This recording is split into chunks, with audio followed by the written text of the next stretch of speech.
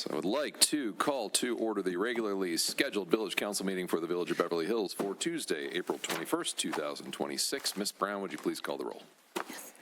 Ms. Kescometti? Here. Mr. Mercer? Present. Mr. O'Gorman? Mr. Aboud? Here. Mr. Drummond? Here. Mr. George? Here. Ms. Radusco? Here. We have a quorum. All right, thank you. With that, would you join me in the Pledge of Allegiance? Pledge allegiance. To the flag of the United States of America and to the republic for which it stands, one nation, under God, indivisible, with liberty and justice for all. Thank you. Are there any amendments to the agenda or a motion to approve the agenda? Mr. George, at this time, I'd like to move that we excuse Mr. O'Gorman's presence tonight. He was not feeling well. Support. Support from Ms. Kescometti. All those in favor? Aye. Opposed? All right. Thank you. Now, are there any amendments to the agenda or a motion to approve the agenda? I move that we approve the agenda as published. Support. Support from Mrs. Kescometti. All those in favor? Aye. Opposed? All right. We have an agenda. Are there any community announcements this evening, online or in chamber?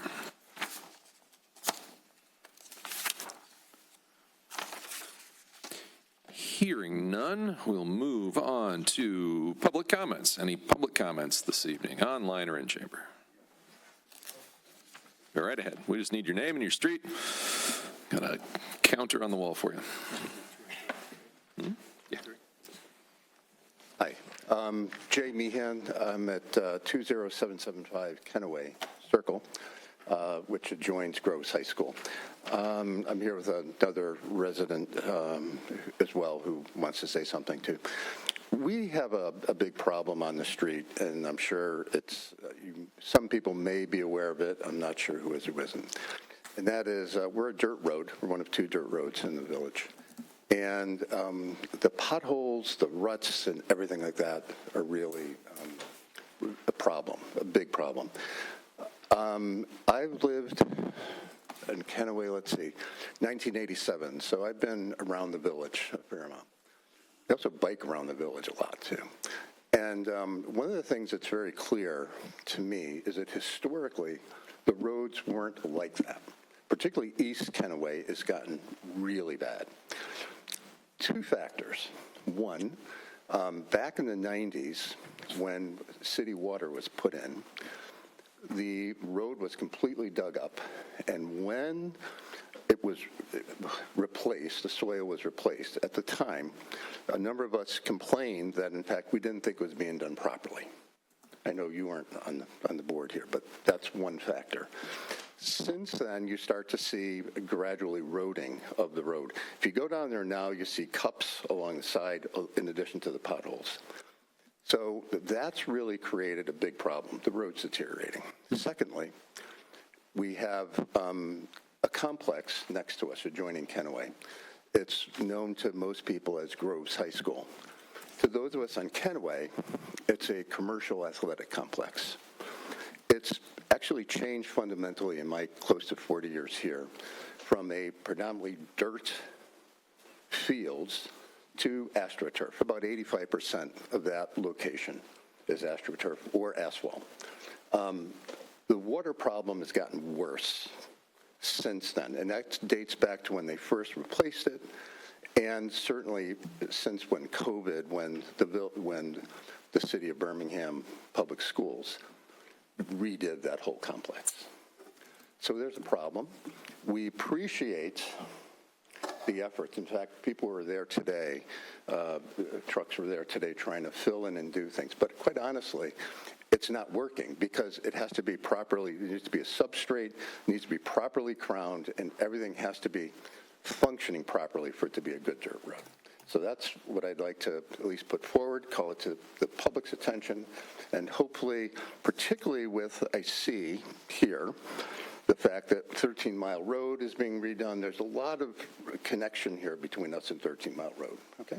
So that's my piece, and I don't know whether you want to say something, Mark, or not, but thank you very much. Thank you. If you have any questions, I don't know. Thank you. Thank you. Mark Martinowski, 31381 Kennaway Court. Echoing everything he said, ever since COVID, right? I've only been here since 2020, but the roads have gotten worse. They're bad, and they've gotten worse because of Amazon trucks, UPS trucks, FedEx trucks, which I abuse. I'll be honest. I love getting Amazon deliveries. But they barrel down the road, along the side, in the rain, in the snow. And again, we're on a dirt road. We're going to have potholes. But some of these ruts, I've called, I think his name, the director of public services, like 4 times, 5 times. And I've said, I'm like, there's like 18-inch ruts here that you can't just fill. They have to be resurfaced, has to be regraded. And we do get it regraded once a year when they put down the calcium chloride. But essentially all of us have just avoided that side of the street. Like, you can't do that. It's like ridiculous type thing. So, but yeah, that's about it. All right, thank you. Thank you. Anyone else? Other public comments? Keith Streidel, 30317 Georgetown, Georgetown South neighborhood. There have been some folks in the neighborhood who have met with somebody from the village recently to discuss a full repave of our neighborhood. The roads, I've been here 5 years. They were in bad shape when I moved in, and they've gotten worse. I think they reached some sort of agreement, received nothing in writing, that within the next, 18 months was the timeline that the roads would be redone in some capacity in our neighborhood, and hoping just to keep that process moving along. We have not seen anything pen to paper, obviously, and I myself have tipped a stroller over with 2 kids in it. Mom wasn't too happy about that. My kids regularly fall off their bikes and scooters. We've got craters in the cement. It's rough shape. So that's all I've got, just trying to keep things moving if there is a process for that. Things are moving. Okay. That is, it will not be a full repave. I think taking out all the concrete and replacing it would be a number we don't want to learn. Sure. But it will, there is money in the budget that we will hopefully pass at the next meeting that I believe is intended for Georgetown South, and there I believe is money in the budget after that as well. We kind of alternate between asphalt and concrete, and we're back to concrete with the next budget. Thank you, Mr. President. Yes. Anyone else?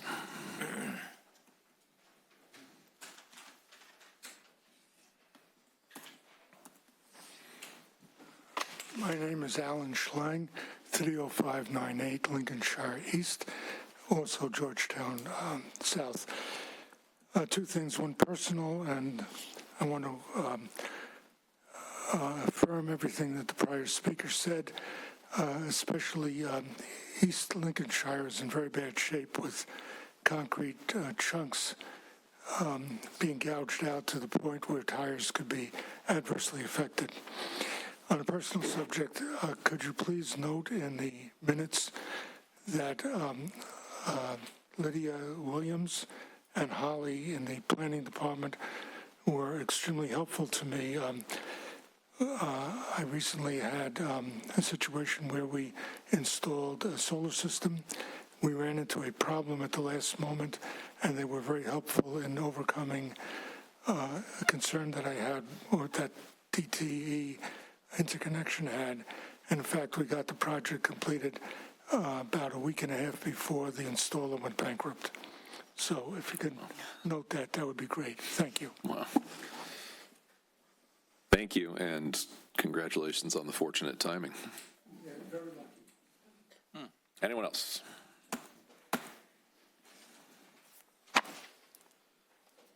My name's Teresa Caverly. I live on Beverly, 17210. I contacted Public Safety and then left a message for Chief Arnold, and we've spoke about a week ago.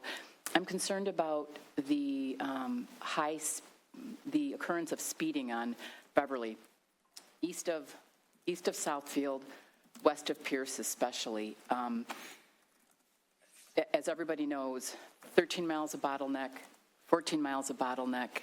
Everybody's looking for a cut through to get access to 696. That construction is ongoing. We don't have any shoulders. What prompted me to contact the chief was that for the second time in 6 months, I had what I thought was a close call. One night I was taking my garbage cans out, and someone appeared to be going easily over 50 miles an hour. I don't know exactly how fast they were going. In a residential section, there's an elderly woman on the right of me. There's a family on the left of me. There are people with kids, and you would never see the kids out in front because it's just not a safe road. Chief Arnold was extremely responsive. I started seeing cars out, police cars that is, monitoring the traffic and the speed. And there's a high volume of traffic between all the people going to and from work, the elementary school or the middle, I'm not sure if it's a middle school or elementary school that's west of Southfield Road. But I'm concerned about being able to just do normal things like rake my leaves in the fall, mow my lawn, take my garbage out, without worrying about getting hit by a car. And the police department, I don't expect anybody to be monitoring traffic 24/7. They can't do that. They can't do that. So I drafted, I spoke with Chief Arnold and then drafted just some notes and thoughts and sent it to Carissa. Something that I think the village could consider to slow people down, especially going westbound toward Southfield. Speed humps. I've seen it in Detroit. I've seen it in lots of other cities. And I'm not talking about the kind that, like causes your vehicle to fly up in the air, but just something that is going to make people aware, or additional stop signs. As far as I know, there's only one stop sign at Pierce, and the next one is at Birmingham, which is just a short block east of Southfield. So there's a nice, long, running stretch of open road for people to build up speed going westbound, and they do very often. So I just would like the village to consider doing something about a more permanent solution for the speeding that happens on Beverly so that people can feel safe who live there. All right, thank you. Yep. Anyone else?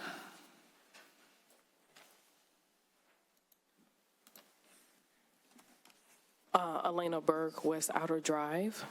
Good evening, City Council and Beverly Hills residents. My name is Elena Berg. I am the community liaison for Congresswoman Rashida Tlaib. So part of my job is to come to these meetings and hear what's going on and let the Congresswoman know what's going on, hear residents' concerns and everything like that.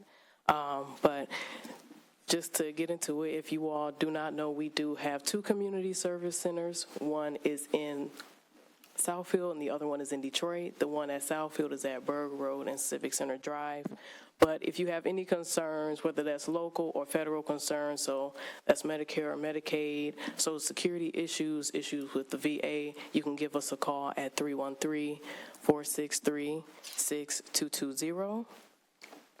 In the past month, the Congresswoman has been working on a few things. Last week, she introduced the Water Access and Affordability Act, which looks to promote financial assistance for those who need help paying their water bills and creates or prohibits water shutoffs and disconnections for residents because water is a human right, and we live in a state surrounded by a natural resource, and we should always have access to that. She has also launched the People's Environmental Justice Caucus with 2 other congressional members. The focus of this caucus will be to work with local leaders, advocates, and policy experts to advance environmental justice legislation for those who are impacted by environmental justice harms.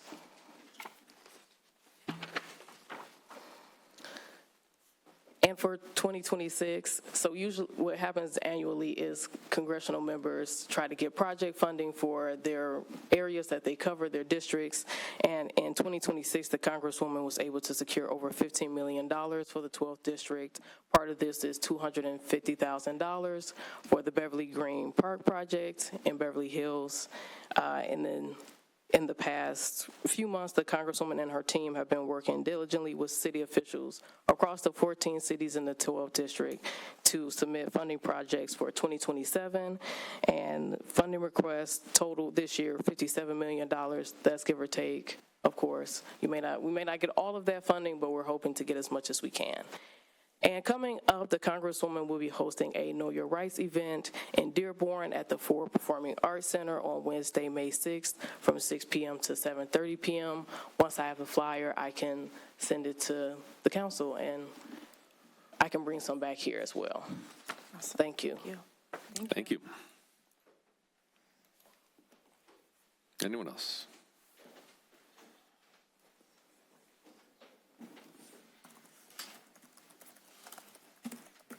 Gilbert Amherst Avenue. On October 7th, 25, this council passed a new animal control ordinance to include the keeping of backyard chickens under certain explicit conditions. The new law was passed on a 4-3 vote with council members O'Gorman, Cascometti, President George, and of course, Ms. Hajdusko voting in favor, while council members Abood, Drummond, and Mercer voted no. Since the passage of this new law, I believe 2 legitimate chicken permits have been issued. Now, that's through my last FOIA. That may have changed. And a 3rd application dated 1/23/26 is still under consideration in that 6-month period. It may surprise some that the application still under consideration is that of Councilwoman Hajdusko. Now, one would think that after 8 years of lobbying for backyard chickens, first as a resident and then as a councilwoman, Ms. Hajdusko would be the first person in line to obtain her hard-fought and won right to legally keep chickens. Indeed, the councilwoman sued the village to obtain this right and helped draft the new legislation she voted into law. But I said some might be surprised that Ms. Hajdusko has not obtained the proper permit to keep chickens. For those of us who have been paying attention, we knew she never intended to comply with the new code, and I forewarned 6 of you of this fact in an email dated 7/11/25.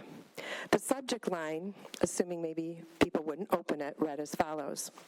The Hajduskos have 14 hens, no rat wall, and absolutely no intention to follow any new rules VBH Council might put in place. The body of the email, for those who did not read it, read as follows. The subject headlines are just a few of the key highlights from yesterday's 3.5-hour Animal Ordinance Subcommittee meeting. As previously stated in various communications to VBH Council, the Hajduskos have 0 intention of following any community rules other than those they themselves put in place.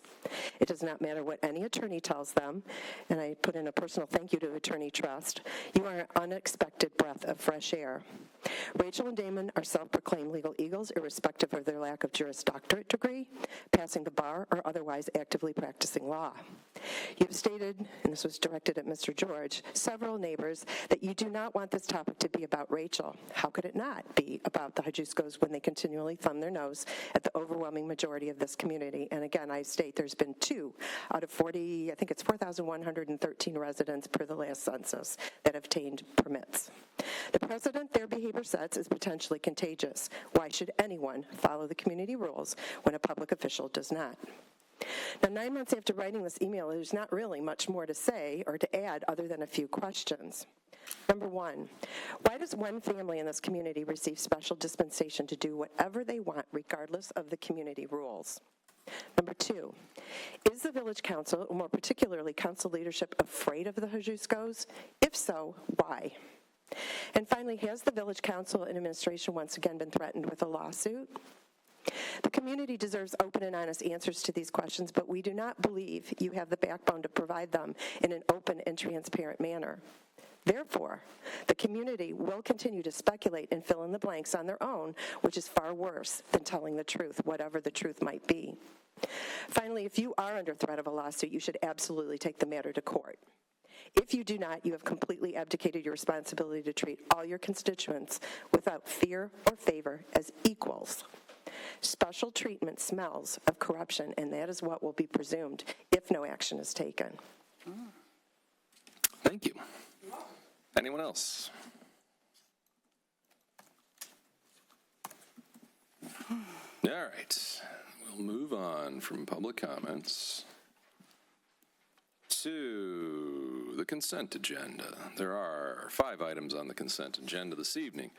Number 1, approve April 7th, 2026 council minutes for the regular and closed session. Number 2, review and file bills recapped as of April 20th, 2026. Number 3, approve revised agreement with Village of Bingham Farms for public works services. Number 4, review and consider request to waive the pavilion rental fee for Next. Number 5, review and consider adding an additional concert in the park event date. Mr. George, at this time, be it resolved that the Village Council of the Village of Beverly Hills approve the consent agenda as read. Support. Support from Mrs. Cascometti. Ms. Brown, would you please call the roll? Mr. Mercer? Yes. Mr. Abood? Yes. Mr. Drummond? Yes. Mr. George? Yes. Ms. Rodusco? Yes. Ms. Cascometti? Yes. Motion passed. All right, thank you. On to the business agenda. 5 items this evening. Number 1, consider first amendment to the development agreement between the village and JMax Capital LLC DBA, the Goddard School of Beverly Hills. Mr. Rothy. Yes, before you this evening is a request to consider, again, a First Amendment between the parties President George just mentioned. This is required by the village's zoning ordinance, and essentially is a request to expand an existing allowed use into an existing building on site. This is the building closest to the frontage of Southfield Road. No special land use is required in this occasion, nor is a site plan. As such, the only thing that is needed, and this is a unique thing for developments in the Village Center Overlay District, is a development agreement. So in order to proceed, the development agreement needs to be modified. Director Steck and the applicants are here to discuss the matter further. Good evening, Council. So Manager Rothy provided an excellent summary for me, but back in 2021, the Goddard School of Beverly Hills was our first development under the Village Center Overlay District, which is predominantly a form-based code. As part of that development, they were required to construct that building at the front of Southfield Road because there is a standard within the Village Center that specifies that any road fronting a primary street has to have 75% lot coverage by building. They were not able to meet that standard and were granted flexibility as part of the Village Center overlay process. Again, as Manager Rothy said, there is a development agreement as part of this. When those plans were reviewed and considered by Planning Commission and Village Council, the primary use of the site was for the main building for their child care, commercial preschool activities. That building up front towards Southfield Road, which we refer to as the annex, building B in the development agreement. The annex was anticipated to be a commercial retail activity, and that is how it is identified on the original approved site plans. That annex building has remained unfinished really since its initial construction. They've been making steps over the course of the last several months, over the fall and winter, to white box the space. I am aware that they've had conversations with prospective tenants, but really it's not been something that they've been interested in going with, right? For example, alcohol establishments would not be really compatible with their business operations, and they've indicated that they've said no thank you to those kinds of uses. So, but that space has remained vacant, and they are receiving quite a bit of demand, actually, for child care and preschool services. And so they have an opportunity and the space available to them to expand their operations and accommodate up to 64 new children at that annex building. They are proposing to fit the space for 2 infant rooms and 2 3- to 4-year-old rooms, and then they would have some fully accessible equivalent spaces in the main building. As Manager Rothy said, this does require an amendment to the development agreement. As I said, the site plan specifies commercial retail. The development agreement itself contemplates the broader spectrum of uses which are allowed in the underlying district, which is B business. And the business district, child care, commercial preschools, daycare, that is a principally permitted use. So we have before you this evening a draft of that development agreement. after consulting with the village attorney, we did not feel that this was needed to go back to Planning Commission, and we are seeking an approval of this amendment development agreement so they can continue with the build-out of their space and begin accepting new students. Questions? Mr. President? Yes. Just so we understand this correct, we're not changing the zoning of that area. Correct. This is simply just an amendment to our existing development agreement. Correct. Okay. Thank you for that clarification. No problem. And childcare is a permitted use within the district. Correct. Okay, so the development agreement has nothing to do currently with the use. It memorializes what the intended use of that building was, but it isn't creating the permissibility of the use. Correct. Our general code did that. So, Code. I'm sorry? Yes. Yes, that's what I'm saying. Yes. So the development agreement is something that was new to Beverly Hills, and that's the first use we've had of that, correct? That is was the also first time we used a development Yes. agreement, which is just memorializing the operating conditions of the new venture with the community. For instance, it gave us the right to have a community event like a farmer's market in the parking lot a couple times a year if we want to do that kind of thing, which we have not taken advantage of, but it's the agreement that memorializes that. So you have operating conditions, but the agreement doesn't create the ability to use that space for childcare. That pre-existed. That exists without the development agreement. Yes. Okay, just wanted to make that clear. Other questions? Mr. Aboud. No, go ahead. She had her hand before I did. Thank you, Mr. Boot. Ms. Deck, I just have a question about the parking lot. Did you say the building up front would accommodate another 60 children, 64 children? Up to 64, yes. Okay. I'm just looking at the aerial, and just to remind myself, it's one driveway in and out. There appear to be 5 parking spots up against that front building. I believe there's 6 parallel spots, but That's along Yeah. the north, there's 6, but the building that fronts Southfield has 5 right behind it, sort of adjacent to it. And any concerns with adding potentially, let's call it 50 additional families, because maybe you get some sibling action between buildings, Right. front and back buildings. Any concerns with adding an additional 50 cars coming in and out of there at drop-off and pickup time? no. And actually, I'm glad you brought this up. I did speak to Mr. Aboud today, and he had a similar kind of question about the parking and the increase in number of students. So right now, they have 57 parking spaces allocated on site. Our ordinance reads as for childcare, preschool daycares, that there are 2 parking spaces plus 1 space per every 8 children that are accommodated, right? So luckily, they've done the math for me. I did ask the property owners about this. So they will have their maximum capacity, the new licensed capacity will be 800, scratch that, not 800, not at all, not even close. All right, so the new licensed capacity will be 286 children. And so using our formula, that comes out to 38 spaces, right? So the 286 divided by 8 plus the 2 required. So that gives us our 38 spaces.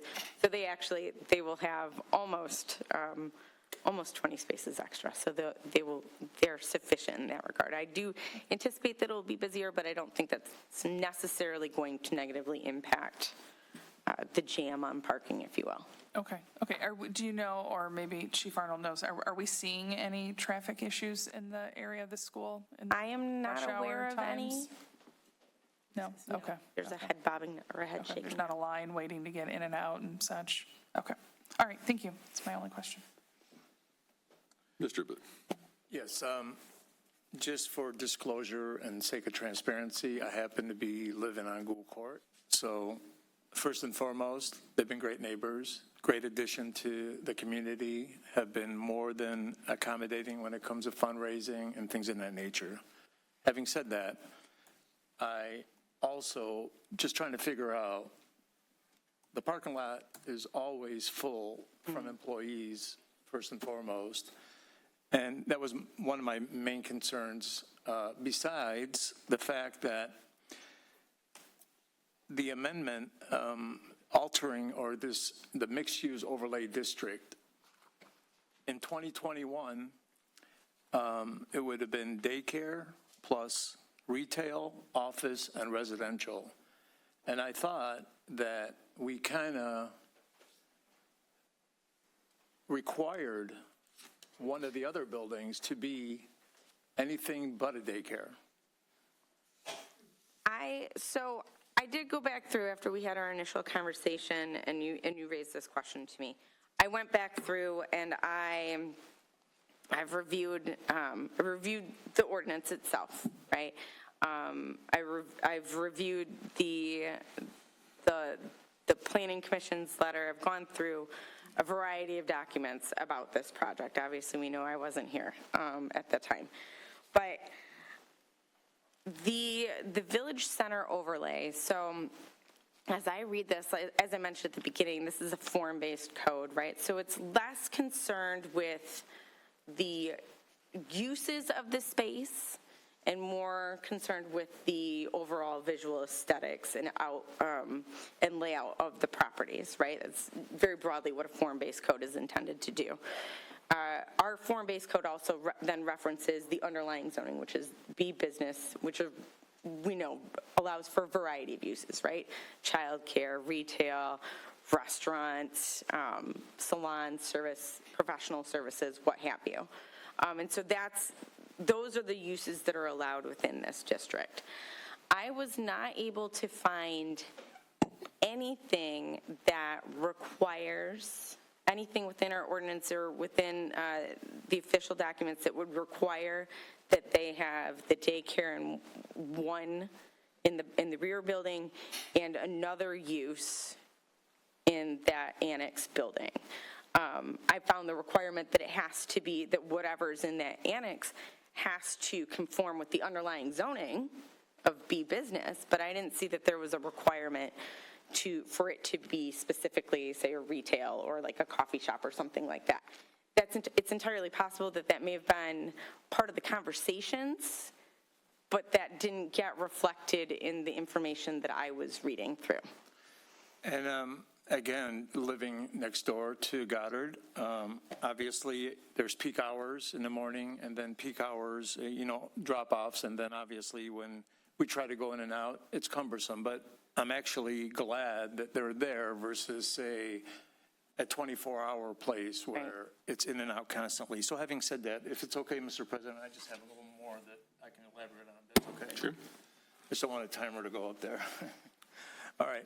So I also want just take a moment to reflect on this project, the way it was originally approved. Back in 2021, the residents of Gould Court were more than accommodating throughout this whole process.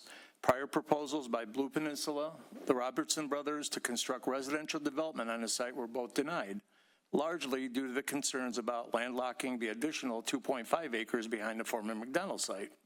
This plan ultimately moved forward, gained support because it was addressed these concerns and presented a balanced approach. In addition, the village made meaningful concessions to allow this project to proceed. The zoning ordinance required approximately 30,000 square feet of outdoor play area for child care center, which was reduced to approximately 10,240 square feet as part of the approved plan. That represents a significant modification. Further, variance number 1391, which is listed in the document and in the agenda items, that we granted to permit child care center at this location despite being within 1,500 feet, separation required from another state licensed child care, which I don't want to get into those details, but you know where that ended up. Mm-hmm. Finally, taken together, these approvals and concessions were made in good faith to support very specific projects as was presented at that time. I just feel that there's this change now, and I had several people approach me because at one time we had a sign that says, development, properties for sale, so on and so forth. And everybody thought that that was actually for Goddard School when indeed it was for the lots behind McDonald's. So when people did call, rather than me direct them to the realtor, I just said, yeah, so what are you calling about? And they said, well, we're looking at Goddard School. They were all concerned, the same reasons I was, that no business would kind of work over here because of the parking issues. So that's when I just kind of did more research. I've been away for the weekend, and I kind of just crammed everything in. That's why I kind of panicked, called you, called the village manager. I even called President George. I even called Tim Mercer just to get an idea of where we're at with anything. So I thought that one space per employee plus drop-off pickup stacking are very important. So that ratio, you're telling me, is tied differently when it comes to daycare versus parking space based on the square footage of the building. Is that what I'm hearing? Yes, the standard in the zoning ordinance in Article 9 is 2 spaces plus 1 space per 8 children served. So for office or retail, then help me understand this. If it was office or retail, let's say an office building came in there, would then be 1 space per 200 to 300 square feet? I believe that was the calculation. I do remember seeing that under the, I think it was in Mr. Lloyd's memo to council back in like August of 21. It worked out to be 16 spaces for that commercial retail space, because it was a different calculation than the 2 spaces plus the 1 per 8. Right? Do we know how many employees are there? I was just curious. I do not know that, but right. the property owners are here and they can answer that question if desired. I don't want to put anybody on the spot or make people talk needlessly. I'm just kind of vetting things out just so I can feel good about the decisions that I make this evening. Appreciate that. So the original approval worked because parking demand was diversified. Daycare has, as I mentioned, peak and heavy, and then office retail would have spread out differently. But if building B becomes daycare, then you got this stacked demand on top of peak demands. So already in the mornings, like I say, when I leave for the office, I see, I pretty much have to wait and kind of thinking to myself, people need to understand the right of way. So when they're coming in, and if I'm going left, obviously I've got to stop. But if I'm going right, anyway, I'm not going to get into right-of-ways or what I'm trying to say, it's already, demanding during the morning and the evening hours. And then obviously in daycare, not everybody just drops people off in the morning or in the evening. You've got people constantly, if they take a PTO or whatever.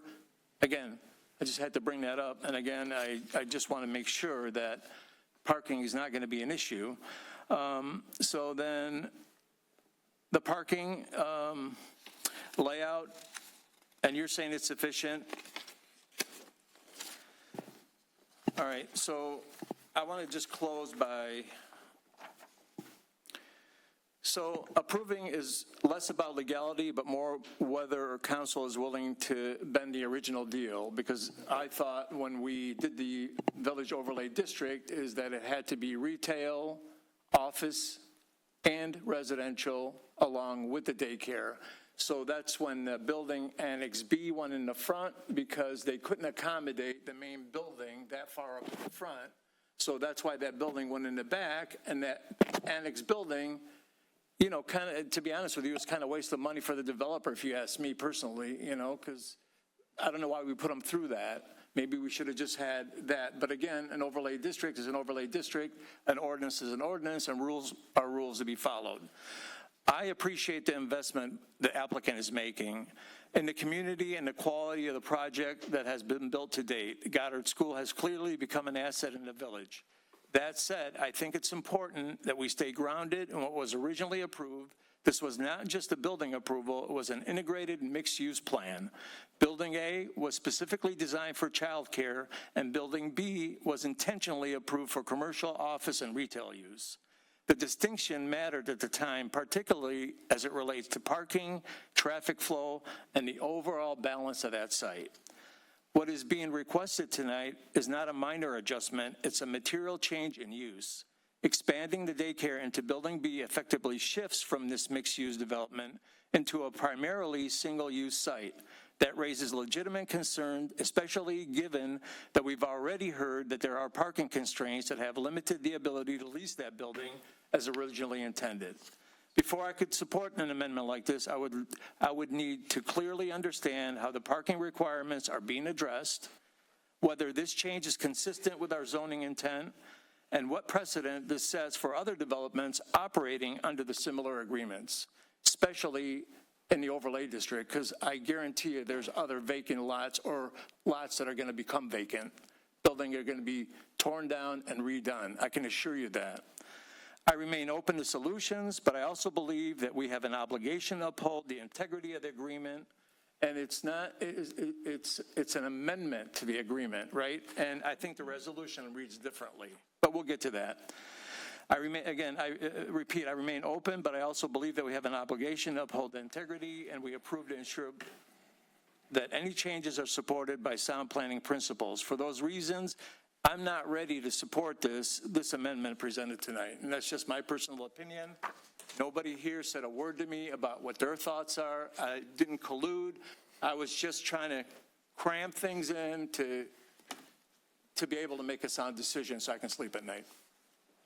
I appreciate that. Thank you for your time. Thank you for your time. Yep, Ms. Keskamany. Thank you, Mr. George. Ms. Steck, can I just clarify a couple things I want to make sure that I heard tonight in terms of numbers? Yep. So with the front building, we're talking about the capacity to accommodate 286 children, which by your formula requires 38 spaces. We've got 56 spaces, so that leaves 18 available for staff. I might presume that's within the ballpark of the number of staff that are on site at any time. I don't know. And I think I also heard you say that the building has sat vacant for some time, unable to attract a retail or mixed-use customer, right? That is correct. I'm sure we don't have stats on, who this child care center serves in terms of, proportion of Beverly families or anything like that. But I will point out that the community house is closing, right? And that is a child care asset in our community that a lot of families have relied upon for a long time. And child care is difficult to come by. And so, between the fact that the building has sat there without demand for retail space, we have no shortage of vacant retail space in the general, area. There appears to be a market demand for this use, and it's a lovely property, and they've been, sort of a lovely asset, lovely neighbors, it sounds like. So I understand it wasn't the original intent of the development, but I think it's a perfectly reasonable use. So I'm happy with this proposal and intend to support it. Thank you. Mr. Mercer. Thank you, President George. Question, is the current use of the school, is it tax exempt? I no, that is a for-profit commercial. I wasn't on the council when this first came up. I am aware of this overlay district and what the intent was. I think looking at this, the spirit of the law versus the letter is possibly different. Because I kind of agree with Mr. Aboud that the spirit was, hey, we're going to construct this school, great asset, and then the front we would have as some retail space, a different kind of use. That was kind of the thought of this whole overlay district. I am interested to know how many employees there are at the school. That's probably a state requirement. If you have, how many are there now? They will be licensed to accommodate up to 286. So that means there's 222 possibly there now, because 64 are coming into the front. Yes, that is correct. The state regulates a lot of that. So how many employees are there? That is a question for them. Great, I'd like to know the answer to that. Anybody want to give me that answer? So the current facility is licensed for 222 children. That's what it's licensed for. That's not the number of children that are there, and we've got about a little over 40 employees. How many? 40. 40 employees. 40 employees that are not all there at the same time. Okay. So they don't work 12 hours a day. 40 employees, and you're going to have to add, and you're putting in an infant and 3-year-old? About 12 more. Yeah, because that requires, ratio is a little bit higher when you're the younger. That's correct. Kid. The one thing I do want to say is there's a question about retail versus childcare in the ordinance. This actually requires half the number of parking spaces as a retail. Yeah, right, but if all your employees, We meet the ordinance. you can go down this road with them if you want. I'm trying to be very understanding here, and I'm just trying to get the facts, okay? That's all I'm trying to do. I've got a group of number of residents that maybe I want them to vote for me again, okay? So I need to understand this, all right? So that being said, I drove through there, I looked at it. It seems to me that there's a parking problem, okay? Just my calculation. Maybe there's not. Maybe public safety can tell me there's not, and you can tell me there's not. Maybe there's not. That's on first blush. So if it's not, that's fine. My other concern is the facility that was built, and Mr. Aboud talked about this, has a play area right attached to it. You don't have to go through a parking lot to get to it. You have to go out the side door. What are you going to do with all these younger 2, 3-year-old kids to safely get them to a play area across a parking lot? We have a sidewalk. I get that, but you have to cross then. You have to cross the parking area in the one area. Yeah, you will, because when you can walk around it. You're right. You can walk around to the area that says no parking and go in there, right? I don't know whether there's a gate there. There's a sidewalk. It's a sidewalk. It is, but they're going to cut straight. But anyway. And we wouldn't be allowed to use it if, everything we do is regulated by the state. If that was an issue, okay, it would not get licensed. So we're working under the same license, and we're using the same playground. Yeah. So okay, we're not asking for any changes in that regard. Okay. We also have a park share agreement with the neighbors next door, so we have an additional 15 spots if we do need overflow. And that establishment is? The medical facility. Oh, the medical facility right there on the other property. Right next door, yeah. And To the north or to the south? north. That hasn't been supplied to Susie because it's not required per your ordinance, but it's something that we felt that we wanted to do just to make sure we did not have a parking issue with this use. And you brought up something, Ms. Steck, when you were talking about this, and you said they talked about alcohol establishments. That really isn't in their purview to allow or not allow, is it? It couldn't be allowed in that district, is what I'm understanding, because we had this discussion, I think, when somebody else was trying or coming before us, we had to make an exception because it's too close to a school. And I don't think we had a license. We might have a vacant license now, but we didn't probably at the time. We have no more licenses, but as a property owner that has a tenant space available, right, it is under their purview to determine whether or not they would like to see that use entertained on their site. So if I was unclear, it was under their decision-making power as a potential landlord to say, no, this is not a use that we feel is compatible with our business operations, and so this isn't going to work. Ultimately, of course, the village would have the say, or the final say over anyone looking for a liquor license. I mean, we don't have that at the time, and there is those considerations with distances from different religious institutions, schools, and what have you. So if that had actually come to fruition, it would have come to council.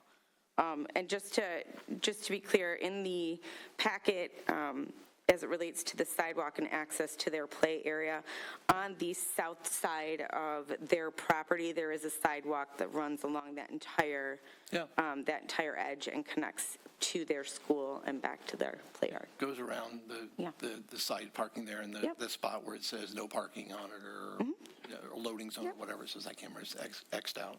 Yep, just wanted to make sure that was clear. Oh, yeah. I don't think that'll be the path they take, but okay. That's the path that they can put, that's fine. I don't know that the 3-year-olds will get to decide, but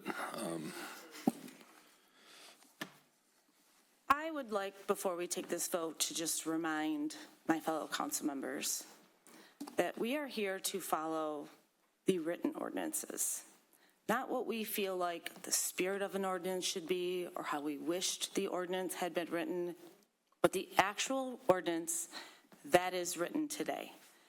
If we wanted the ordinance written differently when we passed it, we should have written it differently. But the people that are here running their business, asking to follow the ordinance as it is written, should not be held to a standard that is outside of what we have provided them with. That is not their job, and it is unfair for us to hold them to anything other than what we have written down. It is frustrating to me that we would put a higher level of compatibility on them when they are doing and following what we have written in our ordinance today. If we want to talk about changing that, we can absolutely do that.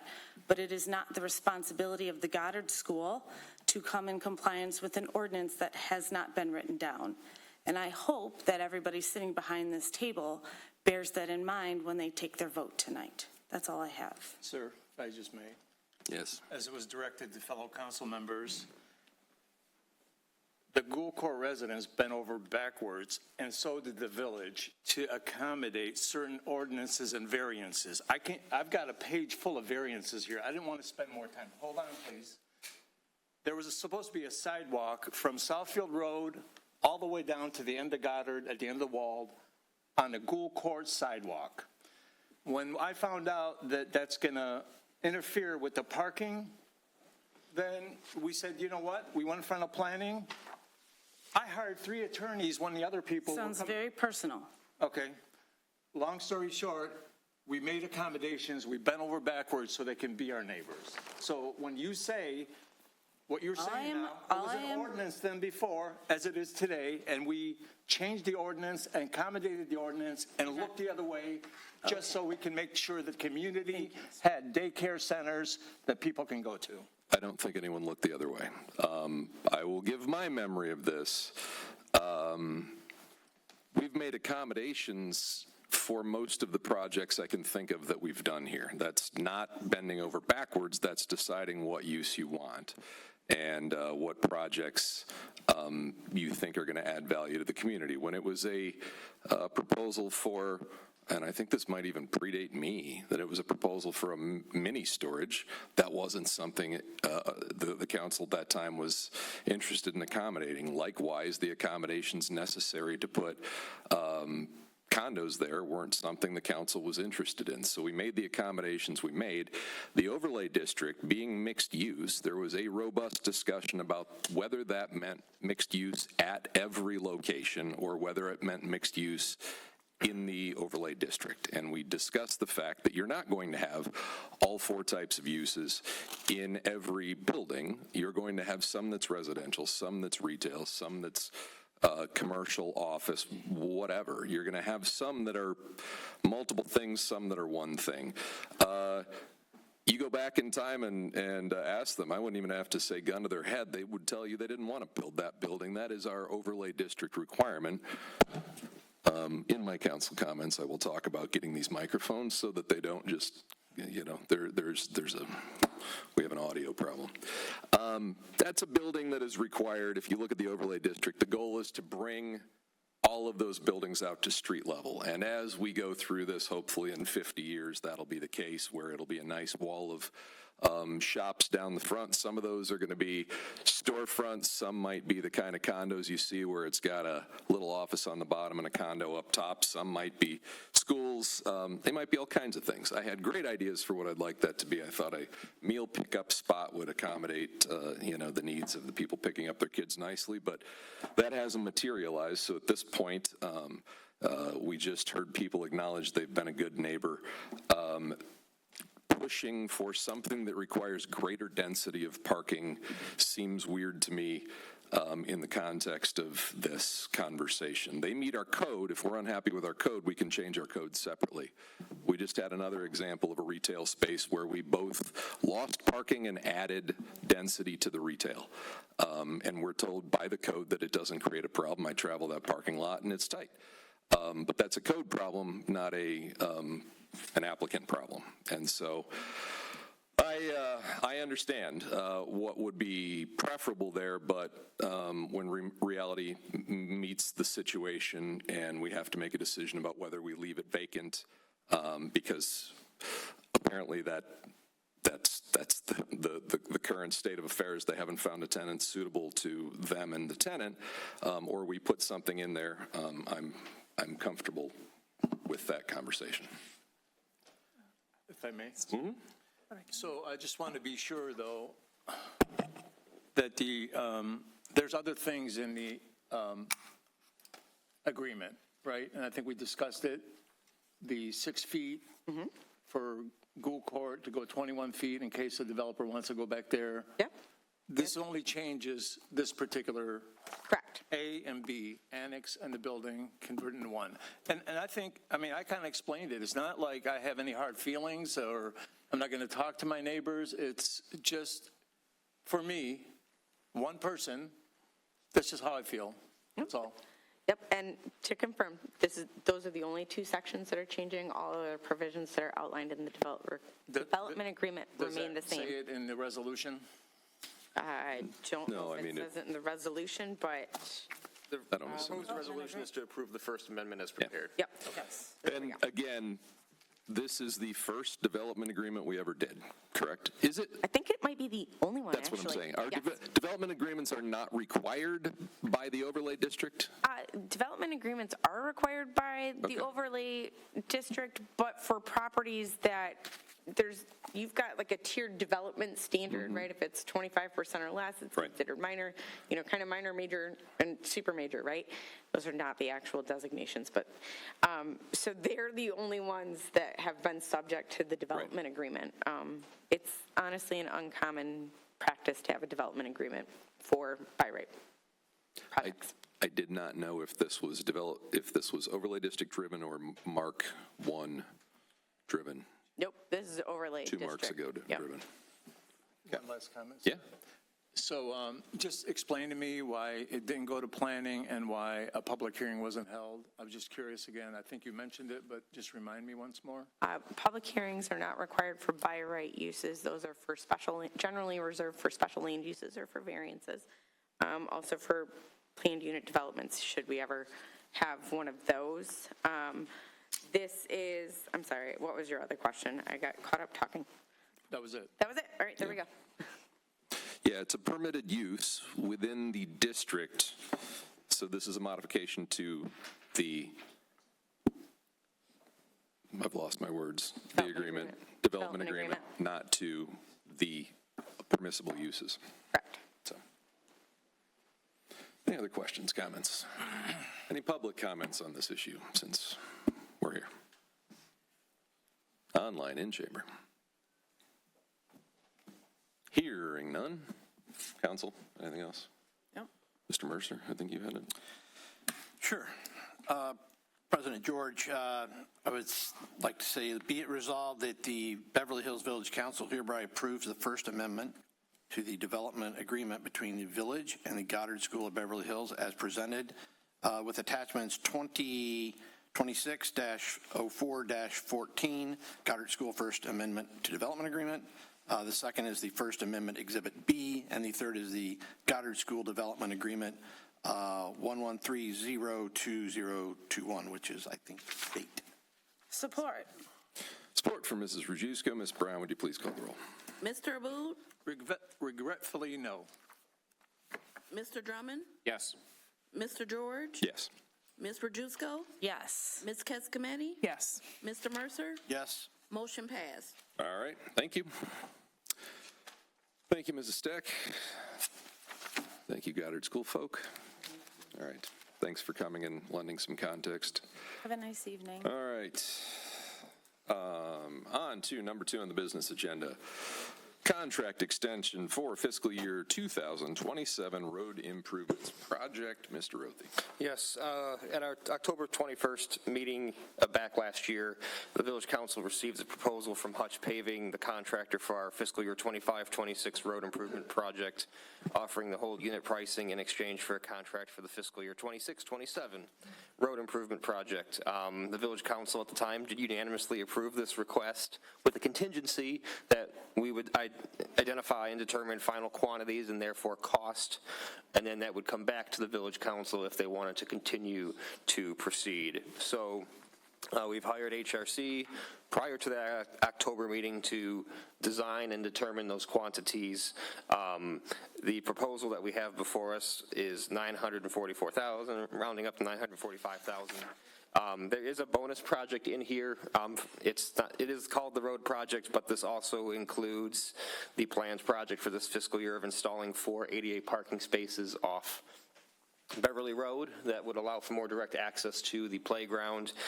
We bundled this project in with the road paving because we just thought it made sense from an economies of scale standpoint. If we're going to have the paving company in town who will, might get the best pricing on that type of work. So, again, the roads specifically are Pierce from Beverly to 14 Mile, and then Burwood and Kirkshire from Bates to Edgewood. And across this is going to hit fiscal year 26 in part and fiscal year 27. At our budget workshop last week, we talked about this project.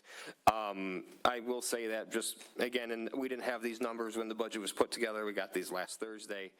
We are coming in under budget for this project. Again, before we dig into the ground, we might hit some snags. We might need to, we're seeking a 10% contingency with this award. But, should all go well, we're looking at, I think it was right around $150,000 less than what I had put in the budget for these various items of work. So Mr. Shepler is here from HRC to answer questions you may have about this project, and we're seeking your approval this evening. Anything to add, Mr. Shepler? I don't. The proposal is in your packet. We included last year's program with all of this year's program, so you can see how they held the unit prices for the large bid items, which we were talking about. Obviously, the projects weren't exactly the same, so there were additional items that we had to add and some we had to delete. But overall, we did come in. The quote we got was under our proposed budget amount, so I think it's all good, even with the contingency added on. So we are happy with the quote. We were happy with the contractor last year that did the work, which is why we talked about extending their contract. So we hope for another good project this year if you do approve this. Questions from council? One question. Yes. Looking back this, so we're looking at Kirkshire and Burwood from Bates to Edgewood. Does the far east end of both of those streets eventually need to be done? Are we doing this in segments? Far east end. So from Edgewood down to Greenfield? We did Burwood from Edgewood down to Greenfield. We did. And we Okay. did.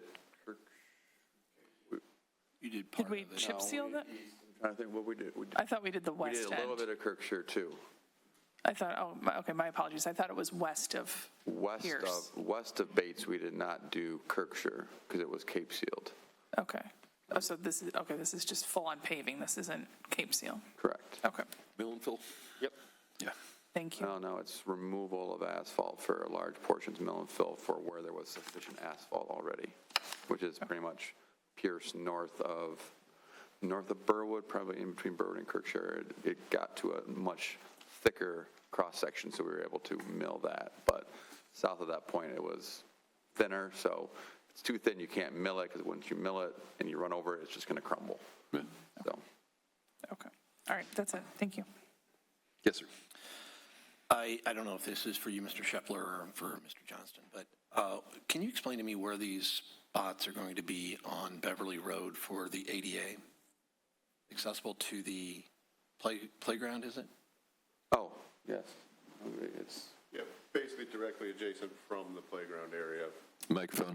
Parallel parking. Sir. Microphone. Mr. Johnston, if you could step to the microphone, please, so the at-home audience can hear you. Thank you. Directly adjacent from the play structure on Beverly Road. Are they, so Are they pull-in spots? Are they parallel spots? Parallel spots. Parallel spots? Yes. How does that impact the sidewalk and the fence there? Is it between the sidewalk and the road? Yes. Correct. So it won't impact the sidewalk. There will be a new gap in the fence with a pathway, sidewalk pathway to the playscape. Okay. And residents across the street? Yes. From there? There are residents across the street. Right. Are we concerned what they think about where those are placed? Does it matter? Doesn't matter? It's our property. We can do with what we want. I hadn't thought about it. Okay. Because, I mean, there's going to be people backing out there from their driveways potentially into Beverly Road. A lot of people aren't able to pull out necessarily. I don't know exactly the placement, That wouldn't change anything for them. It would be currently where it's greenscaped, it's all grass. I mean, yeah, except there's a car parked there. And if they pull over for handicap spots, they want to be, obviously, the reason they wanted handicap spots there was they're much closer to the playground I get it. areas. I know exactly. That's good. I get it. I get it where it is. But just a question on what it is. That's all. Doesn't impact that we're going to do it. It's just a question on it. Yeah. Okay. Thank you. I assume none of that makes sense if we don't have a spot in the fence to get people into the park. They're going to put a spot in. And I believe we've got fence in the pipeline somewhere. So Next year's as it exists, the fence, you can probably just get through there right now. So. And again, just to reiterate, these are 4 ADA parking spaces. There's no, the only ADA users can, use them. It's not extra parking have a for the placard. sake of extra parking. It will be step 1 of the 2050 visioning plan. Love it. So this is the other half of Pierce. The north half, which we didn't do. We did the south half last year, but we didn't do the north half because that's where we had the water main project going. Correct. So this is the second half of that project that we had started last year to finish the north half of Pierce. That's correct. Okay. And we were happy with the results from Hutch, or we wouldn't be extending this, I assume. That is correct. Okay. Any other questions? If not, Mr. Boone, same. Thank you. Be it resolved, the Beverly Hills Council approve the contract extension for Hutch paving for the fiscal year 2026-2027 road improvement projects in the amount of $944,805.85 with a 10% contingency. Funds are available in account number 202-449-970-00, 203-449-970.00, and 208-900-974.01. Attachments, number 1 was a HRC memo, number 2, Hutch proposal complete, and number 3, 2026 line item extension letter, Hutch of October 2025. That completes the resolution. Support. Support from Mrs. Cascametti. Ms. Brown, would you please call the roll? Mr. Drummond? Yes. Mr. George? Yes. Ms. Rajewsko? Yes. Ms. Cascametti? Yes. Mr. Mercer? Yes. Mr. Booth? Yes. Motion passed. All right, thank you. On to number 3, approved design engineering services proposal for 13-mile road resurfacing. Mr. Rothy. Yes, so before everybody gets too excited, we are talking about 2029 construction for this project. 2029 budget or 2029 calendar year? Calendar year. Okay. Yes, calendar year 2029. We will be rebuilding 13-mile road from the western village limits to just west of Evergreen. We have this set for 2029 because every few years we get access to money through the Federal Aid Committee. I think that's the right program, much like you had. When was the last Federal Aid Committee project we've done here? 13 mile. 13 mile right in front of us. Before 16. Yeah, but in front of my time. So it doesn't come up that often, but when it does, there's only so many roads in town that meet this criteria on what we can use this funding on. So we have this funding that we can access. It doesn't cover engineering, it only covers construction, but it's programmed for us to get it in that year 2029, which is why I'm saying it's in 2029. And because this project is so extensive, and with the federal aid, there's the NEPA clearances and stuff that need to be done. We need a decent amount of time to actually design the project, make sure we have all of the state's approvals before they'll, give us the federal aid money, which is why you'll see this contract will span, just the design component will span fiscal years 27, 28, and 29. The total cost is $227,500. The portion that we anticipate spending in fiscal year 27 is $135,000, which is, again, the number that I included in the fiscal year 27 budget we reviewed last week. You should be able to find that 135 in there as a line item. So, again, it's a big project. There's a lot of things to consider. I'll turn it over to Mr. Shepler if you have other questions about what the design or the project itself will consist of. So I can start with questions, or I can start with a description. Which would you like? Description. All right. So this 13-mile road resurfacing program is mainly a reconstruction of the roadway.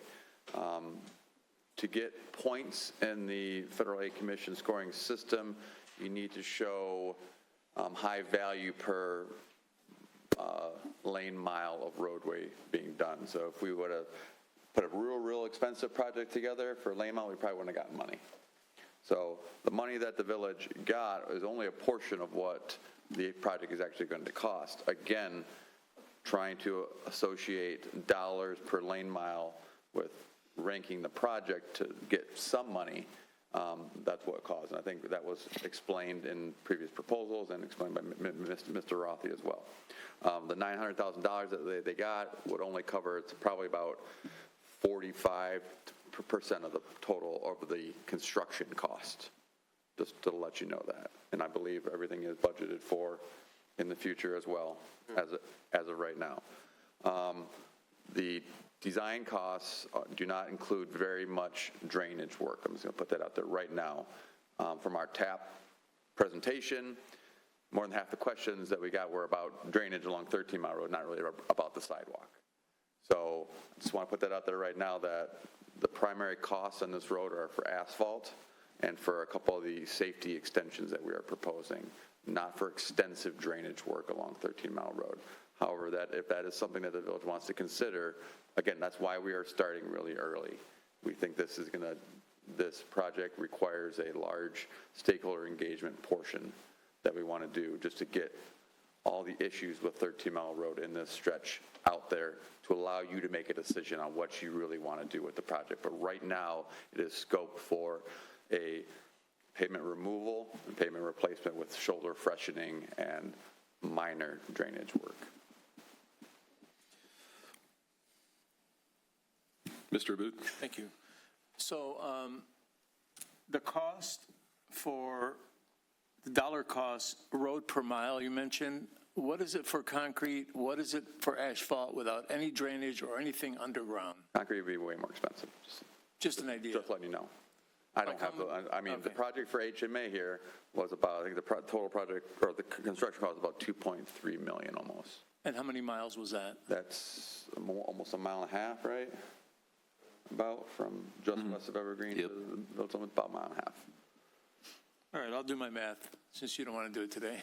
No worries. Well, I can get you those numbers. I don't have them off the top of my head. I don't need it right now. I'm just kind of curious. But when we so for go from concrete, you're not asphalt just going to to be able to take concrete. the asphalt off and just put concrete right on top of it. That's not going to work. Right. Right. So you got to remove it. So you have to remove a lot of the base. You have to do a lot of preparation. With concrete, typically you put curb and gutter.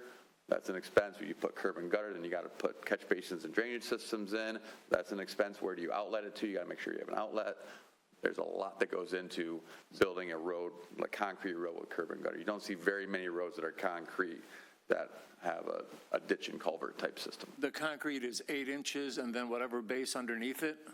It'll depend on the traffic road loads. it is, if it it's depends on the traffic. state It could be road, 8, got could be it. 9, could be 10. We have to do that analysis based on the number of That's all. easels that travel the road. Don't mean to put you on the spot. Appreciate it. Thank you. So I'm here. Mr. Jusko? Just because we are looking at 2029 as the date, and I know we heard some collective sighs. Can we just explain why that is now 2020? We've been talking about this project for quite some time, And I think that people are eager to have it done. And so understanding how the decision for 2029, so we can populate that to the public, it's not, if I understand correctly, necessarily what we wanted, but it's kind of what we've been directed. Is that correct? Can you explain? We put an application for 28, 29. Okay. Right? And then Road Commission collects all the projects that they get, and they rank them, and they take their money, and then they kind of lay that out based on other projects in the area, because they can't mess up traffic more than it already is. So if you put too many projects in the same area together, too many east-west projects at the same time, it's not good. So they do the job of taking all the projects and figuring out which ones in the 28, 29, which one should be 28, which one should be 29. And then they'll go to 30, 31 and be like, okay, these ones were 30, these ones were 31. So they're the ones that kind of told us, yeah, you guys are in 29. Okay. We thought it was going to be 28 all along, and kind of prepped everything for 28. So it gives us another year to do it, which is good because the NEPA environmental reviews are just taking longer and longer each time. And now there's a process in place where we can't even start any I forget what it is, until we get easements. We can't even start NEPA if we need easements. So we need to do, and I don't think we will, but in case we do, it just adds another layer in the process of extending these design projects. Okay. Do we know when is the 696 project supposed to be completed? I am curious around this and that at the same time, because 13 Mile has been. Yeah, I know. I don't know. We don't know? I think it's at least next year. I remember it being. I feel like this would almost Spring of kind of. 2027. Okay. 696 is done in spring of 2027 next year. Yeah, I mean, it seems like it's been 20 years. It has been, but it's close. Would have been winter, but they're doing our Sounds sidewalks. about right, but I don't have the exact date. So that makes sense in some ways if We they're can talk to running. the Toby guys who are doing I that know, right? project. Next time they're in front of my house, I'll ask them. There you go. Thank you very much. And I'll jump in here too real quick. Part of, we know certain spots, new word, are quite bad on 13 Mile, particularly near Groves.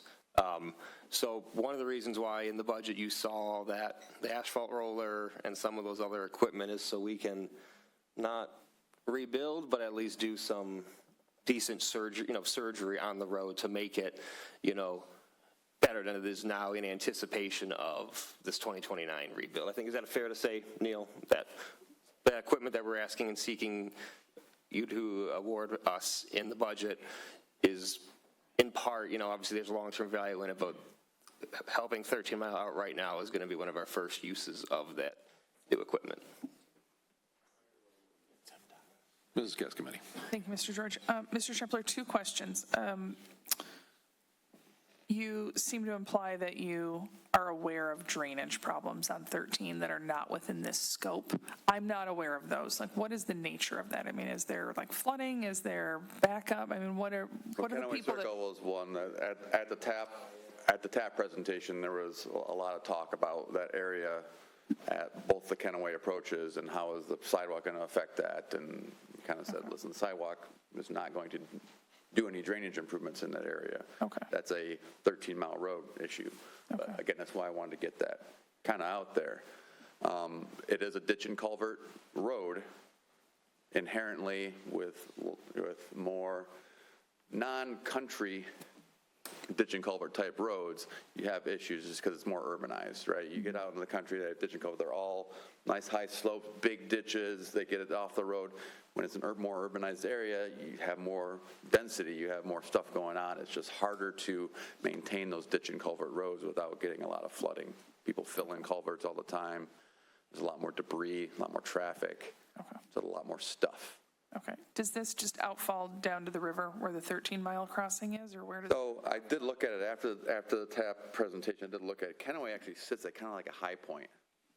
It actually drains. I think the east leg of Kenaway drains towards Evergreen, and west of there drains towards the river, essentially. And when you get high points, that's where you get a lot of flat, and you get a lot of undulation in there, which holds a lot of water. Okay. It just does. And then 13 Mile just drains down to the river? 13 Mile drains down to the river, and then it goes back up to Lasser, and then it goes back down to the river, and then back up to those limits. So there is a lot of slope once you get past those couple plateau areas. Okay, essentially. okay, thank you for But that. it's a long, unfortunately, long Kenaway's a long way from the river. Right, okay, So if we were piping anything, it'd be a lot of pipe. yeah. Sorry. Okay, no, understood. Okay, and then my second question, if I could get a reminder, when we applied for the grant for the pedestrian safety crossings, I feel like we may have, we had all sorts of great ideas for things to add to that grant, and I thought there was a crossing on 13 Mile, maybe near Wenbrook. Yep. Would we just wait until after the road is paved to put that in, or are we going to put that in Put it in and tie into it. and then tie into, okay. All right, thank you. No problem. Other questions? Hearing none. Mr. Abud. Thank you. Be it resolved, Beverly Hills Council approve the proposal for HRC Professional Engineering Services as presented. Funds available on account number 202-449. 97.00 attachments are 202603226 13 Mile _FAC PE proposal was village limits to Evergreen complete. Support. Support from Ms. Rajewsko. Ms. Brown, would you please call the roll? Mr. George? Yes.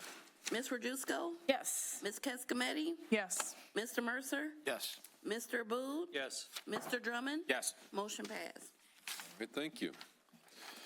Stariat. I'm going to keep going. Number 4, approve engineering services proposal, reliability study, and general plan updates. Mr. Rothy. Yes. In brief, every 5 years, the state of Michigan, through EGLE, and requires through the regulations developed under the Safe Drinking Water Act, that the village basically create 2 documents and then update them every 5 years. One is what's called a reliability study, which is essentially a hydraulic model fire flow analysis of the village that identifies and proposes recommended improvements. And then the other thing is what's called a general plan, which I kind of view as largely just a nice fancy map. It's probably more complex than that, but that's why Brad's here to explain that part of it. And again, this is a regulatory mandated activity. We last did this in 2021, so 5 years later, here we are. And this again is a item we knew about and included funding for in the fiscal year 27 budget. Brad wouldn't start working on this until July, so it hits the new fiscal year. But again, I knew he was going to be here today, and so I figured we'd front load him with all the requests. So I'll turn it over to him for further comments and questions. Well, Mr. Rothy, you've explained it pretty well. EGLE does what's called a sanitary survey for the village's water system. It's weird that they call it a sanitary survey for drinking water, but they do. And it kind of goes through the whole system, everything that they have, and Neil had to sit through a 2.5-hour meeting with them. Super fun meeting. Anyways, one of the recommendations, obviously, which always comes out of it, because there aren't many communities that will stick to a 5-year basis unless told so, and I always advise clients not to. If EGLE's not telling you how to do it, especially in a system like this, which is pretty standard, not much goes on, not much changes. You do a couple water main improvements, but your supply is pretty similar for the last 25, 30 years. One of the recommendations was to update the reliability study and general plan, and that's what we're doing. The general plan is a little bit more thorough. It includes a water asset management plan, so it goes through how many miles of pipe you have, what size, what age, a lot of what we did with the asset management database that we did. So that's an easy pull from that GIS that we have. Also, your complete distribution system materials inventory, which is all your service lines, all your water service lines, that's included in the general plan as well. Fire flow analysis, all kinds of fun hydraulic water distribution modeling stuff that we get to do. So there aren't many issues in the system. It's pretty good. It's small, which helps. It's got large transmission main down Evergreen and Southfield and 13 Mile, which also helps move water. So there really aren't any issues. There are recommendations to replace 6-inch water main, which has fire flow concerns, but that's in every community that we work with. We try to. So it should be a pretty simple task. We do like to calibrate the model every couple of years. I don't think we did it last time. So calibrate the model means go take hydrant flow tests to measure the water, the velocity coming out of the hydrants to see what we can anticipate for a fire. and then that'll help calibrate the model to make sure our model matches what those hydrant flow tests kind of do. So you might be seeing us do that towards the fall, probably. Questions?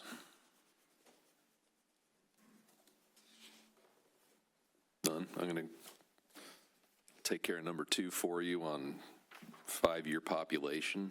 I'm going to go with about the same as it is now, so if you can knock $10 off Luckily, for that. SEMCOG does that for us, so. Okay. All right. No questions? All right. Ms. Rajewsko, I think, has this one. Yes, be it resolved that the Beverly Hills Village Council approves the proposal from Hubble Roth and Clark for professional engineering services to assist with updating the water reliability study and general plan for the cost of $38,000. Funds are available in account number 592-543-811. Support. Support from Ms. Cascometti. Ms. Brown, would you please call the roll? Ms. Rajewsko? Yes. Ms. Cascometti? Yes. Mr. Mercer? Yes. Mr. Booth? Yes. Mr. Drummond? Yes. Mr. George? Yes. Motion passed. All right. Stay right there. One more. Number 5 on the business agenda, approve proposal for engineering services fiscal year 2027 sewer lining project. Mr. Murphy. Yes, as we discussed at last week's budget workshop, included in the fiscal year 27 budget is $450,000 for a sewer lining project. Again, sewer lining is essentially installing a new pipe and an old pipe, so the old pipe can crumble away and the new liner stays intact. They have a very, very long service life. It's a very cost-effective repair method versus digging up and putting a whole new sewer in. We've done it, we've dabbled with it in the past. We want to improve, enlarge the quantity of sewers we're able to line each year, line more. So this is kind of our first year of I think this current year we had 250, so we're seeking to do about another 200,000 in lining. That, of course, includes paying HRC for their services as well as paying the contractor for the lining itself. If approval is given today, $25,000 will be billed for the design in fiscal year 26. It'll be wrapped up, and then that leaves the remaining balance of $50,000 for construction engineering services to fall in fiscal year 27, with the remaining $400,000 for the lining services themselves. So if we want to get underway, again, we need to give authorization to proceed. Questions from council?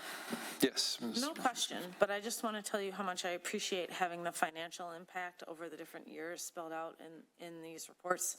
Definitely makes it a lot easier to understand where everything's going to hit. So I noticed that as a bit of an ad, and I just want to say it's very helpful. Thank you. Thank you. Any other questions? Mrs. Cascometti. Thank you, Mr. George. And my apologies in advance if I missed it, but I'm looking at the proposal. Do we have a sense of where we're lining or how many feet of sewer we're lining? And if not, can you talk to us about selection process? So we work with Oakland County on the selection process because they do maintain the database of all the sewer lining because they do a lot of your sewer televising. So they maintain the database. So we work directly with Oakland County. They gave us a list and a map of a couple of spots. We have not finalized that list, but we had been picking off a lot of the low-hanging fruit, a lot of the sewers that are in the roadways and things like that. A lot of the sewers that are in the worst shape now are the ones in backyards.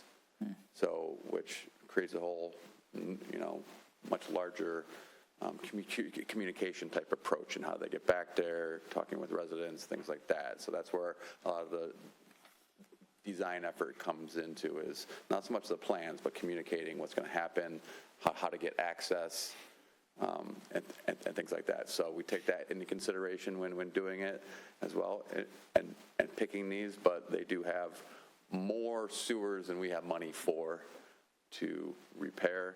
They're all in like tiers, like here's a tier 1, here's a tier 2, so we're still picking out tier 1s. Okay. So there's a lot of work to do. I could commend Ms. Rothy for upping the budget a lot because we were able to get a couple sewers done. I mean, the 200 to 250,000 that we had in the past was 2 to 3 to 4 sewer lines depending on length, but that's a slow process. So doubling that budget is great, but we are going to start picking off backyard sewers, which are more costly to do. Obviously, it's harder for the contractor to get back there, harder for them to do their work, it's going to cost more, and some of the larger sewers as well, which just cost more in general to do. Okay. And sometimes require some bypass pumping and things like that. Okay. Thank you. To answer your question, no, we don't know exactly where yet, but we'll have that soon. Okay. Okay. And these are all either sanitary sewers or combined sewers? This isn't any separate storm? Mostly combined sewers, I believe. Okay. You mostly have, yes, they are mostly combined sewers because they're mostly east of Evergreen. Okay. Thank you. And that system is older, correct? System is older. Yeah. Okay. So these projects brought to you by you, the residents. This is part of the deal with increasing the rates on water and sewer, is having the ability to fix the system. We have an aging set of infrastructure, and this is prolonging the life. So I'm trying to be proactive rather than wait for things to break and be more expensive to fix a different way. So thank you, everyone. Any other questions? If not, Mrs. Rajewsko, I think, has that one. Be it resolved, the Beverly Hills Village Council approves a proposal from Hubble, Roth & Clark for professional engineering services for fiscal year 2027 sewer lining program with a cost not to exceed $75,000. Funds are available in account number 592-536-934.23. Support. Support from Mrs. Cascometti. Ms. Brown, would you please call the roll? Ms. Cascometti? Yes. Mr. Mercer? Yes. Mr. Aboud? Yes. Mr. Drummond? Yes. Mr. George? Yes. Ms. Rajewsko? Yes. Motion passed. Okay. All right, thank you. Very much. Thank you, Mr. Shepler. On to Section H, public comments. Anyone in chamber or online who has public comment, now's your chance. Take the podium, put a hand up.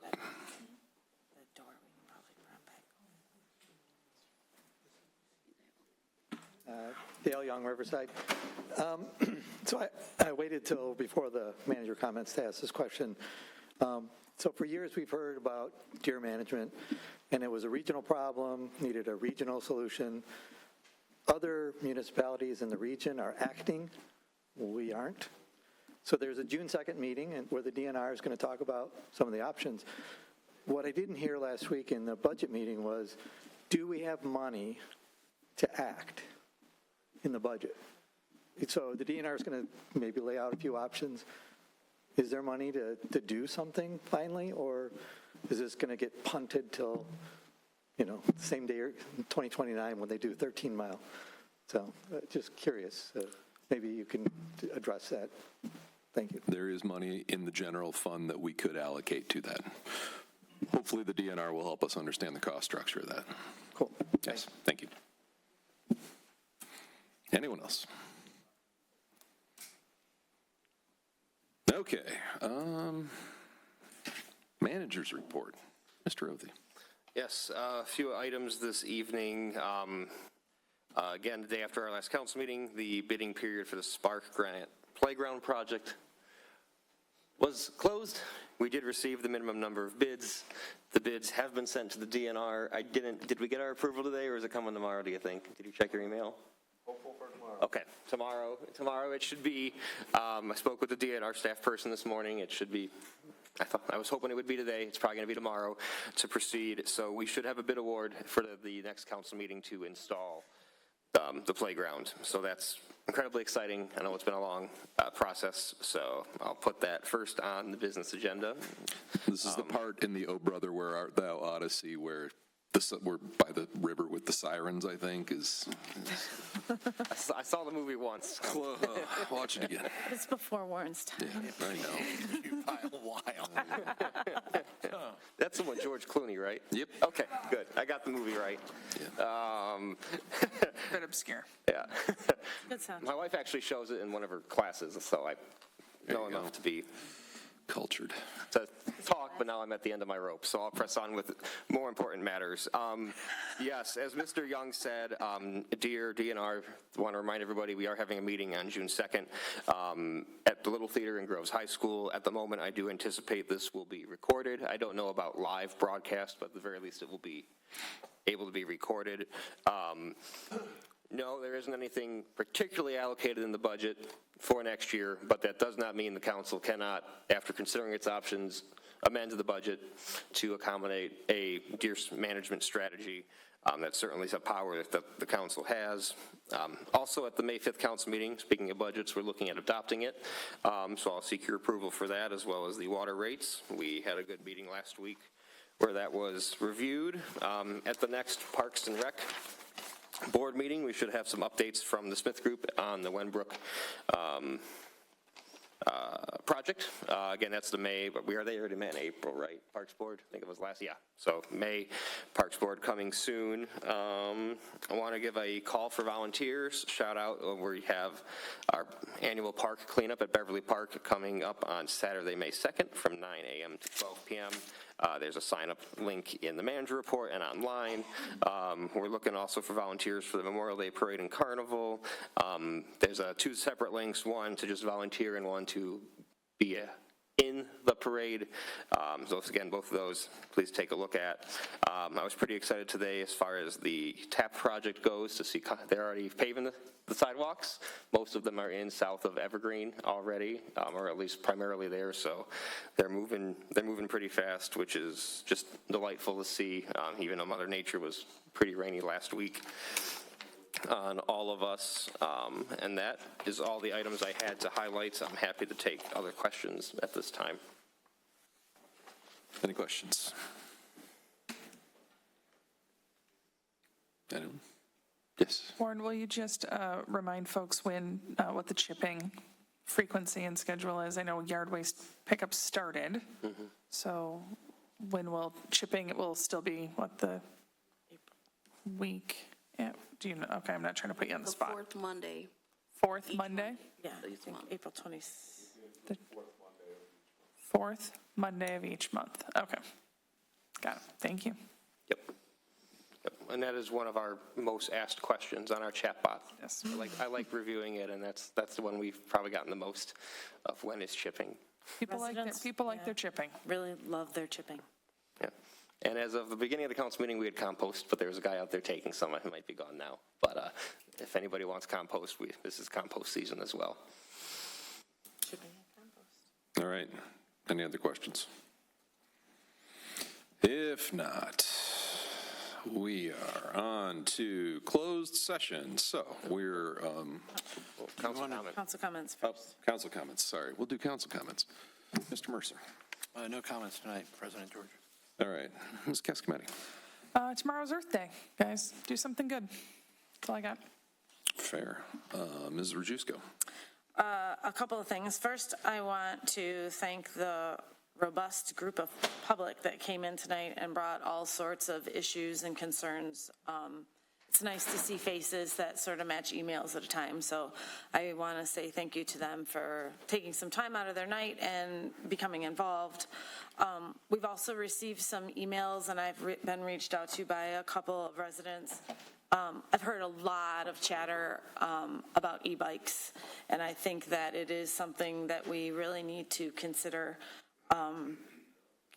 some sort of direction or ordinance around e-bikes, and probably also need to have some conversation around electric golf carts, just so that there's some sort of direction. There's also been some conversations about Beverly Hills Little League and parking on Allerton. There's currently, I want to make sure everybody's aware, there's a petition going around to try and work out some sort of parking, so that might be coming our way sometime soon. And then, their sidewalks aren't going in front of my house, but they're going on either side of my house. And so I've been talking with a lot of people and watching the contractors. And so far I've heard nothing but really great feedback from everybody as far as their interactions with people doing the work, and when they had questions or concerns, how that was handled. I feel like when we did the other section, we had some growing pains, and it seems like we've really made some adjustments, and everybody, it seems to be going smoothly. And it is very impressive how quickly they are working. And that's all I have for tonight. All right, thank you. Mr. Abud. Thanks, Mr. George. As mentioned, I'm just going to kind of wing it tonight, some of the stuff that I've been doing. Cable board, obviously, we're going to be talking at the next month's meeting regarding the speakers and lack of working properly. SEMCOG attended the Transportation Coordinating Council, and you're going to hear this word quite often moving forward. It's called eVTOLs. So eVTOLs are takeoff and landing autonomous planes and aircrafts and drones. I'll start with the drones. There's currently autonomous drones like for U of M that would send to a landing pod and pick up, say, a blood or an organ and get it to the hospital way quicker than an ambulance or any kind of mobile transportation. And then these, the eVTOLs are planes that take off and move, and they're usually electric, and now they're going to be autonomous. So one of the questions that was raised is how are we going to kind of police all this, lack of a better word, sir? It's pretty much the FAA is going to have all the rules and regulations of how these things are going to be governed. And I thought, well, you know, that's in the future, but it's really happening now.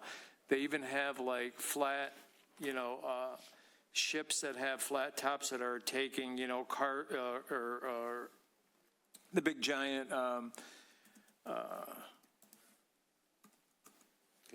containers, thank you, that have flat tops, and then these eVTOLs can actually land and take off these containers. So it's kind of revolutionary. Michigan Municipal League, we're working on the My Home program, which is encouraging duplexes and middle housing that's missing.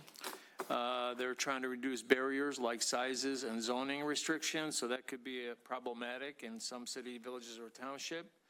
But expanding housing options in residential areas, designed to improve affordability near job centers, and they're going to get some funding for downtown revitalizations, and working on the My Green Community Challenge. And then last but not least, infrastructure revenue sharing advocacy projects, because I know they cut some of that, but they're working on getting it back. And then the Senior Advisory Council, WRC was there, and they reported kind of the same stuff that our last public person presented, and that's all I have this evening. Thank you. All right, thank you. Mr. Drummond. No comments tonight. All right, couple quick things. Microphones, I don't know, they just cut in and out. There's got to be I know we got a new flux capacitor or something recently, so hopefully we can figure that out. We have a drone for Public Works. I'd love to see if we could get some footage of the sidewalk project as it's going in. I think from a standpoint of showing people what's the progress of what's going on, that Great idea. That would be neat. I was also, I caught someone's face who wasn't prepared for Oregon to be the thing we were flying around, so that's interesting. I get it, but that is, I didn't know we were there yet. I didn't know we'd perfected boxes of detergent to my house, much less in Oregon, so. And I'll leave it at that. So that's it for public comments. So now we have to head to closed session. So thank you for everybody who came out.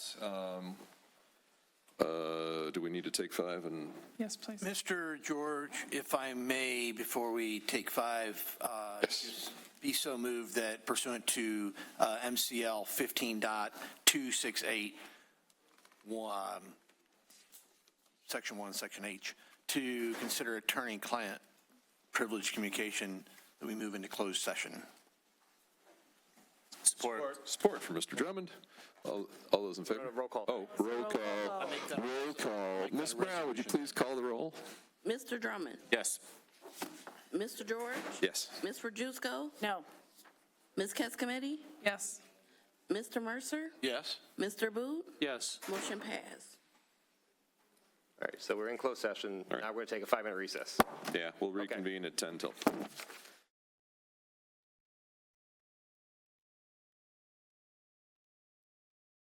All right, we're back live and out of closed session. The only last thing is a motion to adjourn. So moved.